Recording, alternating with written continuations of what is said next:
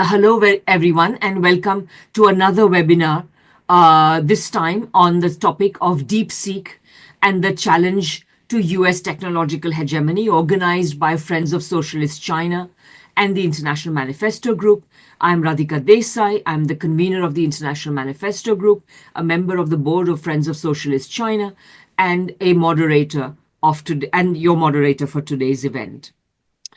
Ever since the Chinese startup DeepSeek launched its R1 large language model on the 20th of January, the world has been abuzz with talk of how it outdoes the best artificial intelligence models that Silicon Valley has produced so far. It gives better performance, it's better on cost, it's better on energy use, and it's more efficient in its usage of data. Inevitably, of course, there has been a lot of carping about this in the West, particularly in the United States. CNN reported that, and I'm quoting, semiconductor researcher SemiAnalysis cast doubt over DeepSeek's claims that it cost only $5.6 million to train. OpenAI told the Financial Times that it found evidence that DeepSeek used the US company's models to train their own competitor. And a pair of US lawmakers has already called for the app to be banned from government devices after security researchers highlighted its potential links to the Chinese government. Of course, we've seen this before, and I believe the Italian government has also enacted some similar restrictions. And now, The Economist reports that researchers at Stanford University and the University of Washington claim that they have gone several orders of magnitude better than DeepSeek's R1. And they have managed to train their own S1 large language model for just $6, as opposed to the $5.6 million used by AI. Of course, this is all carping, and there are many problems with all these statements. But in fact, none of this carping can actually take away from DeepSeek's real advances. It was a really big deal. It wiped out nearly $600 billion of the valuation of Nvidia, the giant maker of advanced computer chips, and nearly $1 trillion of the technology-heavy US stock markets. Silicon Valley had to admit in the end that DeepSeek's R1 model was indeed excellent and that it represented a major advance. But there is more.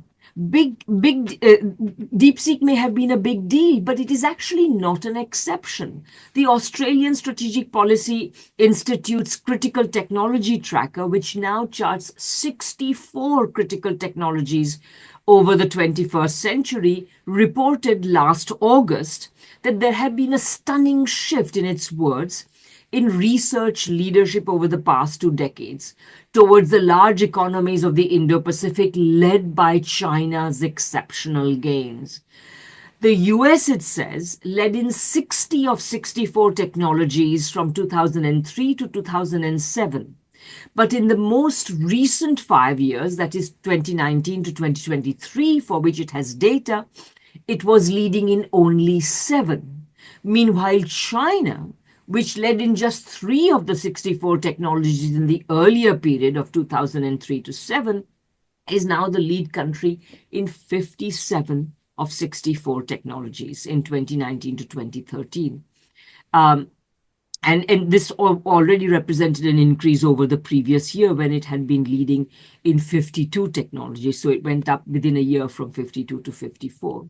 And all of this is happening despite the United States' energetic attempts to try to stem China's technological advance through a variety of means, including closing its markets to Chinese companies, such as happened with Huawei and ZTE, restricting the export of high technology products and components, and many other ways. So really what we are looking at is a situation in which socialist China's stunning technological advances upends the core of our received wisdom about the drivers of innovation, because the common wisdom in the study of innovation is that free markets economies are more innovative, only the private sector is the real innovator, that Western countries have and can be expected to always retain their lead in science and technology, and that capitalism is always better than that at innovation.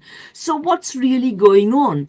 This is what our experts who we have gathered here today are here to tell us.